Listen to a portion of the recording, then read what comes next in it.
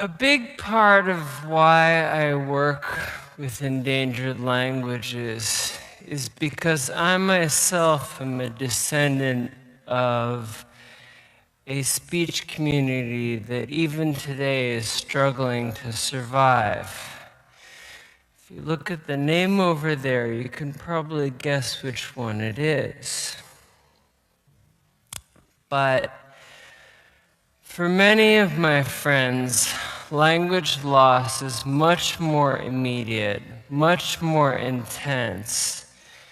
For them, it's loss of a chunk of their sovereignty, a connection to their past, a connection to their cultural wealth, a grounding in their history. Now, in my work, I've seen time and time again just how wrenching it can be for parent and child, or grandparent and grandchild, to become disconnected in a way that goes far beyond any kind of natural generation gap.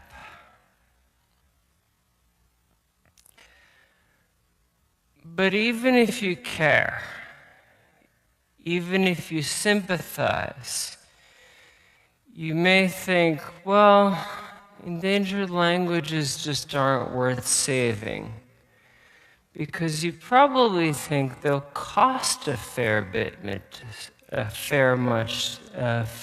to save. Not just money, but also time and energy and attention.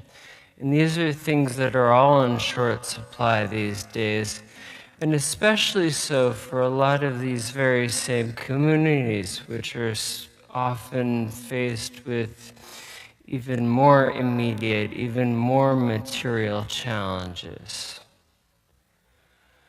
But what if it cost next to nothing to learn a new language? What if we could radically reduce linguistic entry costs?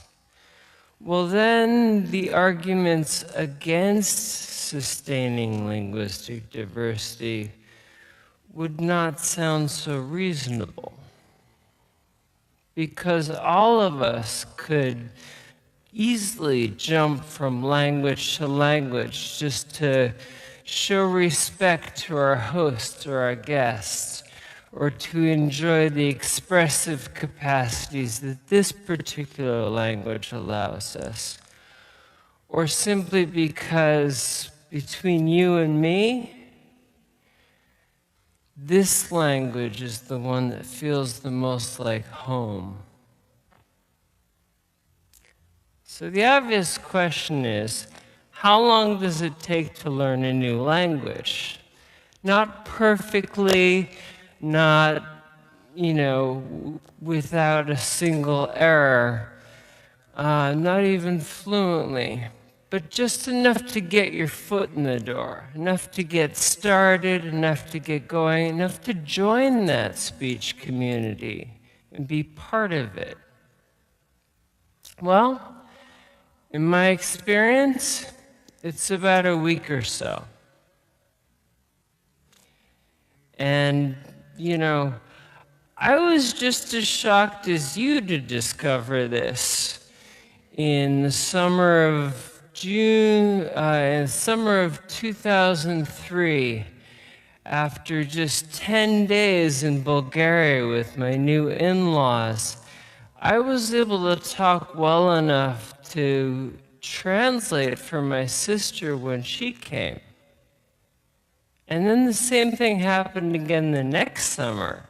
I went to the Czech Republic for my cousin's wedding.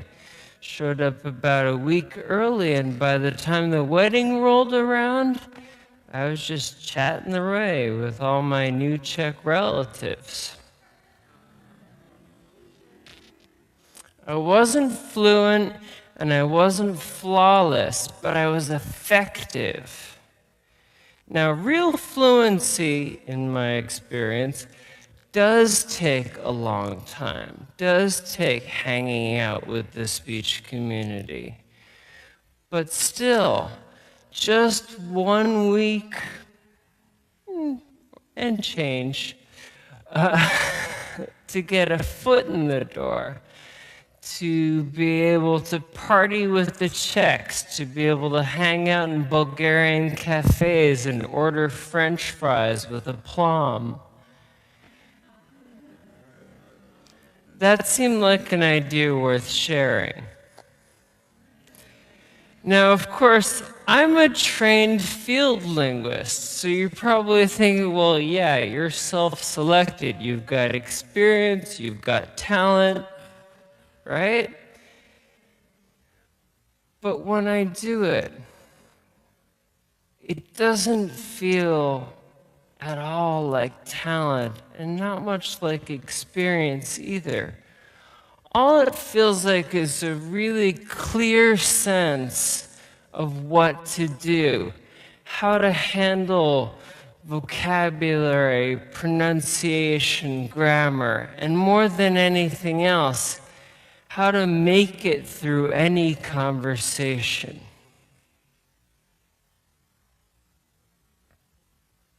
And this is what I think we're missing when we struggle with languages, when we fail to learn languages.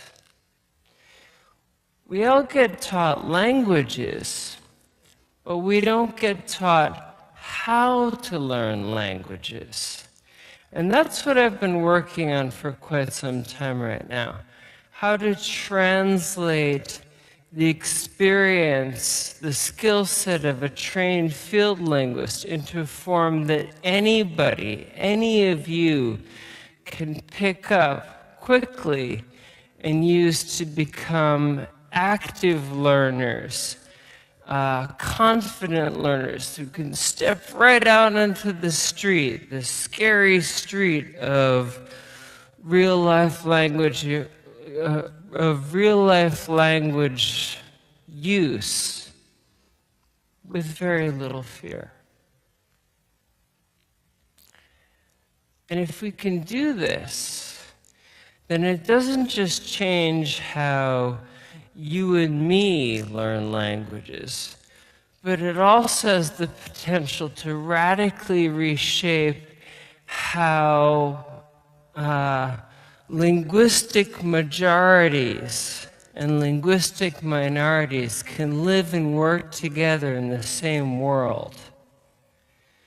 Because now, separate linguistic traditions are no longer communicative obstacles, but actually resources, social, cultural, intellectual, even emotional resources that we can all share and enjoy together. So, how do we do it? How do we get that foot in the door, at least that foot in the door? Well, first and foremost, what we need to understand is our own psychology. We need to understand that it's the social and the emotional aspects of language learning that decide everything. Because when we first start out in a language, it's humiliating, it's embarrassing, it's frustrating. So I can see you guys all rushing out the door to go learn a language. But this is because as adults, as teenagers, we measure ourselves on how well we can present ourselves with our words. And in a new language, we lose that control and we run screaming away from that. We dodge conversations, we hide on the linguistic sidelines, we do anything to avoid a simple face-to-face conversation which is the one thing, the only thing that's going to make us better.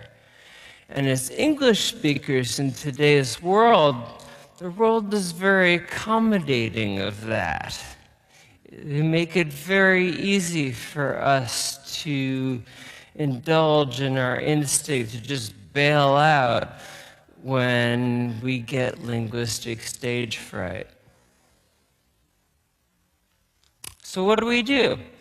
Well, the short answer is we learn to check our shame at the door. We learn to embrace this loss of control, enjoy the fact that we've been more or less involuntarily given a second childhood in a new language. All right? So, if we can do this,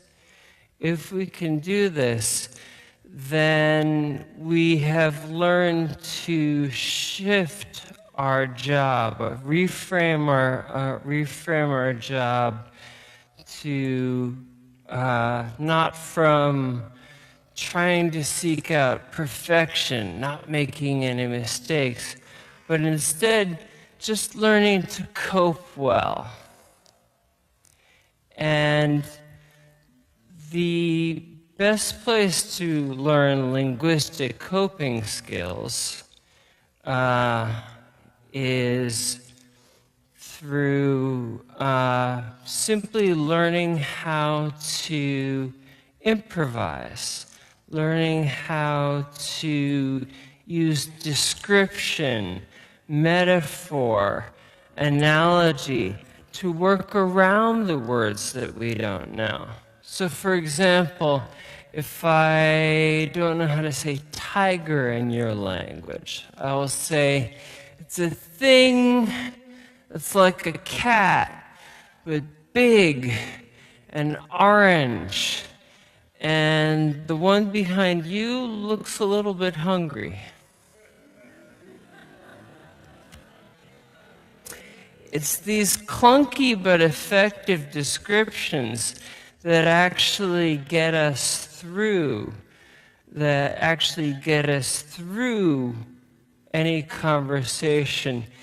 And when we learn to congratulate ourselves on them, when we realize that, wow, this person actually understood what I said, then we feel good about ourselves. And we find they understood what I said, and now, even better, they're telling me how to say it right. That's a language lesson that we will never, ever forget. Never. So, there's actually a second lesson inside this, which is that language is not all on you. When you and I speak together, we make meaning together. So learning to cope well in another language is as much, if not more, about learning to lean on the other person's full and complete knowledge of the language, and even more, on their willingness to help you make this conversation happen. So again, if we learn to reframe our job, reframe our task, reframe our job as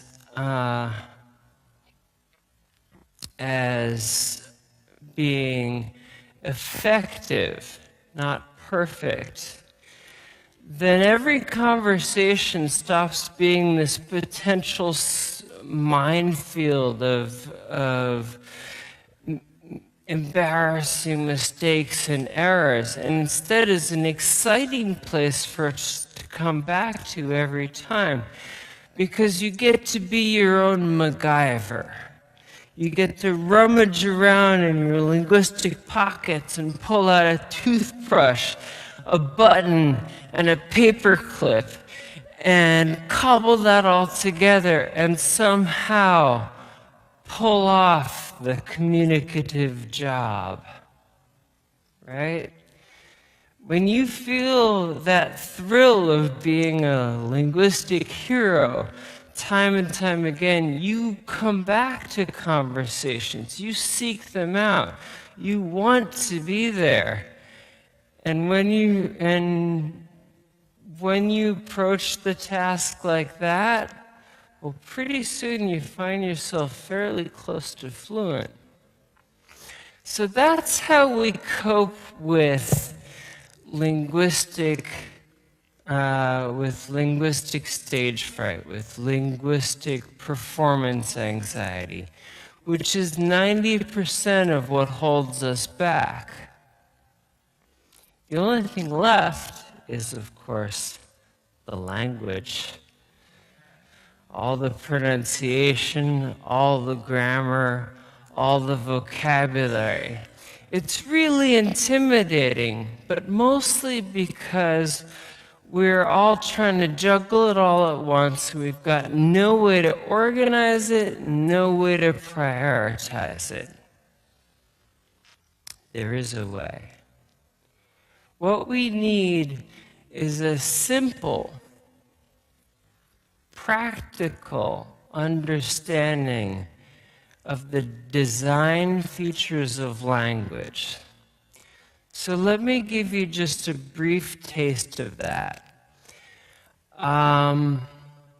Take pronunciation. Anybody can learn to pronounce any sound in any language of the world. Any one of you, all of you. If you don't believe me, it's probably because you've heard the following phrase: listen and repeat after me. That doesn't work. It doesn't work. What does work is learning the clear and simple set of instructions for how to move your mouth to make that weird sound. After that, all you need is a little bit of exercise to work your mouth through that oral choreography. And very soon you find that your muscles limber up, and what seemed unfamiliar, unpronounceable, unreachable even, becomes almost as familiar as every other sound you've been saying your whole life. So you don't need any special talent, you don't need any special ear for language. You just don't. But even more importantly is rhythm and melody. When you go after the distinct cadence of language, when you try to internalize that that particular language uses, and use that as the foundation of your own pronunciation, well then, it turns out that your own words come out fluently. They flow in that cadence. The cadence is the current that carries all your words. But even better, when you have that cadence internalized and you're waiting for it, you're expecting it, then suddenly something almost miraculous happens, which is that native speakers' speech suddenly doesn't seem so fast, because it's that rhythm and that melody that actually tells you where the words begin and end.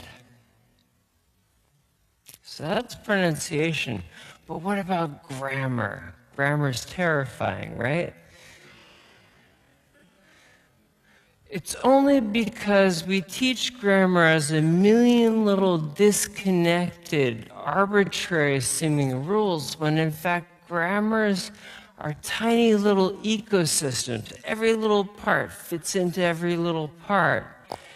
And if we look at those ecosystems from the top, we can see a very helpful simplicity, which is that all of those rules fall down on one side or the other of what we do when we talk, which is we mention general concepts, things like cat and dog, events like bite and chase, right? And then we tie them into the specifics of this conversation. My cat, your dog, that bit me in yesterday's past tense. It turns out all grammatical rules actually fall somewhere along the line between the general conceptual and the conversation specific. And once you play around with this idea for a while, grammatical rules become extremely easy to remember because now you know where they live in the neighborhood and what their relationships are to their neighbors. After that, the only thing that's left is vocabulary. Vocabulary. Dictionaries full of all the words you don't know yet. But it turns out we don't actually need to know that much vocabulary because we have our coping skills. We can talk around the words that we don't know. We can listen from context, work out a lot of the new words we're hearing. And when all else fails, now we know we have license to simply ask for help. So what words do we actually need to learn first?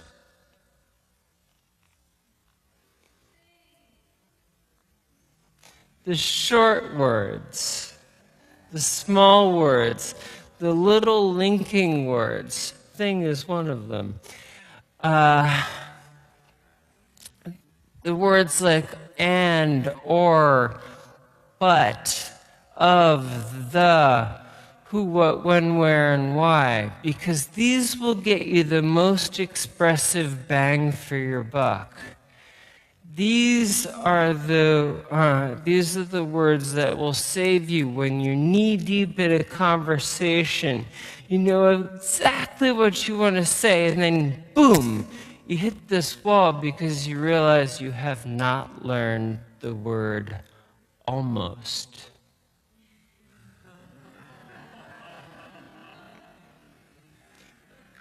When you focus on those words from the get-go, though, you find you have the frame, the outlines of a language up and running.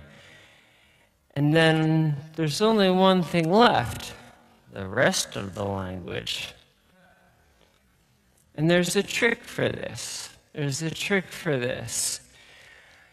To prioritize the rest of vocabulary, get what you need first. You can start with the egocentric experience of the body. You say, okay, my eyes, they see and they look. My ears, they listen and they hear. My hands, they pick up and put down. My mind, it knows, it feels, it loves, it understands, and when it tries to learn language, sometimes it remembers and sometimes it forgets. When you get these words, these core verbs of interaction and experience, and tie them together with all those little words, those little linking words, you have a very small set of vocabulary that you actually know. But it happens to be precisely the set of expressive tools that you need to make your way through any conversation. So I hope that I have convinced you that this is not just for linguists. Anybody can learn a language. Anybody can get that foot in the door, which is the part that really matters. You can do it right here, right now. All it really takes is a somewhat better sense of where our emotions are at, where our heart is at when we go to learn language, and also a somewhat better sense of how language actually does fit into our minds. And if this is possible, then it means that joining a new speech community is much easier than you think. And that can take a lot of the pressure off of people who have been told, you need to abandon your small language in favor of this big, large language. But there's more. Every language that I have ever learned, every language that I've even started to learn, has radically reshaped how I look at the world, how I deal with people, how I think. And that's lovely.